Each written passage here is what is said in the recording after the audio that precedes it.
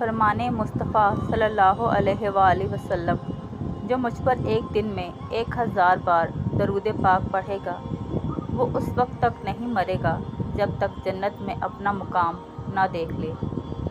کیا ماہ سفر بلاؤں کا مہینہ ہے؟ شب و روز مصائب و مشکلات نہیں لاتے۔ کسی مہینے کی آمد کی وجہ سے مصیبت نہیں آتی، بلکہ حقیقت کی نظر سے دیکھا جائے تو ہماری بدعمالیاں ہی ان بلاؤں کا سبب ہوتی ہیں۔ اللہ تعالیٰ فرماتا ہے، وَمَا أَصَابَكُم مِّن مُّصِیبَةٍ فَبِمَا کَسَبَتْ أَیْدِیکُمْ وَیَعْفُو عَن کَثِیرٍ۔ اور تمہیں جو مصیبت پہنچی وہ اس کے سبب سے ہے جو تمہارے ہاتھوں نے کمایا، اور بہت کچھ تو معاف فرما دیتا ہے۔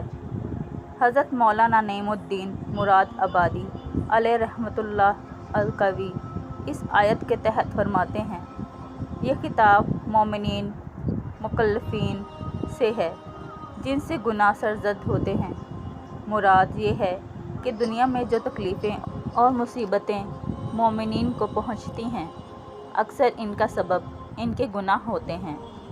ان تکلیفوں کو اللہ تعالیٰ ان کے گناہوں کا کفارہ کر دیتا ہے، اور کبھی مومن کی تکلیف اس کے لیے رفع درجات کے لیے ہوتی ہے، جیسا کہ بخاری و مسلم کی حدیث میں وارد ہے، انبیاء علیہ السلام جو گناہوں سے پاک ہیں اور چھوٹے بچے جو مکلف نہیں ہیں، اس آیت کے مخاطب نہیں۔